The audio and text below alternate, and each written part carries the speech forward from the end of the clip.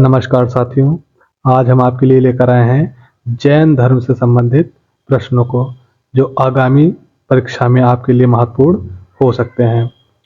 तो जैन शब्द संस्कृत के जिन शब्द से बना है जिसका अर्थ विजेता होता है।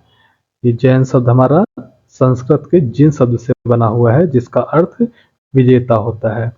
और आइए अगला प्रश्न देखते हैं। जैन धर्म के संस्थापक एवं प्रथम तीर्थंकर कौन थे? तो इसका सही जवाब होगा ऋषभदेव। ऋषभदेव जैन धर्म के संस्थापक एवं प्रथम तीर्थंकर थे। इनको हम अन्य नाम से भी जानते हैं जिनका आदिनाथ या वृषभदेव के नाम से भी इनको जाना जाता है। अगला प्रश्न देखते हैं। जैन धर्म के 23वें तीर्थंकर कौन थे? जैन धर्म के 23वें तीर्थंकर पार्श्वनाथ थे। ये हमारा सही जवाब होगा। अगला प्रश्न। जैन धर्म के 24वें एवं अंतिम तीर्थंकर कौन थे? तो जैन धर्म के 24वें एवं अंतिम तीर्थंकर महावीर स्वामी। महावीर स्वामी। नेक्स्ट अगला प्रश्न। महावीर स्वामी का जन्म कब और कहाँ हुआ?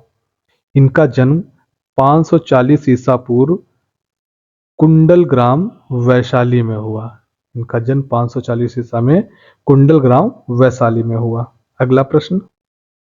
महावीर स्वामी ने अपने उपदेश किस भाषा में दिया? महावीर स्वामी ने अपना उपदेश प्राकृत भाषा अर्धमगधी में दिया। Next question. महावीर के अनुयायियों को मूलतः कहा जाता है? अनुयायियों को मूलतः निग्रंथ कहा जाता है। अनुयायी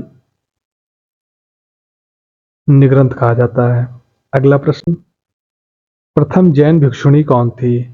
तो प्रथम जैन भिक्षुणी नरेश दधिवाहन की पुत्री चंपा थी। नरेश दधिवाहन की पुत्री चंपा थी। अगला प्रश्न। महावीर ने अपने शिष्यों को कितने गण में विभाजित किया था? महावीर ने अपने शिष्यों को 11 गण धर्मों में विभाजित किया था। अगला प्रश्न। महावीर स्वामी के भिक्षुणी संघ की प्रधान कौन थी? जो भिक्षुणी संघ था उसके प्रधान चंदना थी। भिक्षुणी संघ के प्रधान चंदना थी। Next question. ऋषभदेव का प्रतीक चिन्ह क्या था? ऋषभदेव का प्रतीक चिन्ह सांड था। अगला प्रश्न। महावीर स्वामी का प्रतीक चिन्ह क्या था? महावीर स्वामी का प्रतीक चिन्ह सिंह था। अगला प्रश्न। 22वें तीर्थंकर कौन हुए? 22वें तीर्थंकर अरिष्टनेमी। अगला प्रश्न। किन 2 जैन तीर्थंकरों का नाम ऋग्वेद में मिलता है? ये आपके लिए बहुत इंपॉर्टेंट क्वेश्चन हो सकता है आगामी किसी ना किसी परीक्षा में इसको पूछा जा सके। तो ये आपका है ऋषभदेव और अरिष्टनेमी। ये जो है बहुत इंपॉर्टेंट क्वेश्चन है। अगला प्रश्न। स्थूलभद्र के शिष्य क्या कहलाएं? स्थूलभद्र के शिष्य श्वेतांबर। श्वेतांबर का अर्थ श्वेत वस्त्र धारण करने वाला श्वेतांबर। अगला प्रश्न। भद्रबाहु के शिष्य क्या कहलाएं? भद्रबाहु के शिष्य दिगंबर। दिगंबर नग्न रहने वाले जो नंगे रहते हैं उनको दिगंबर कहते हैं। अगला प्रश्न।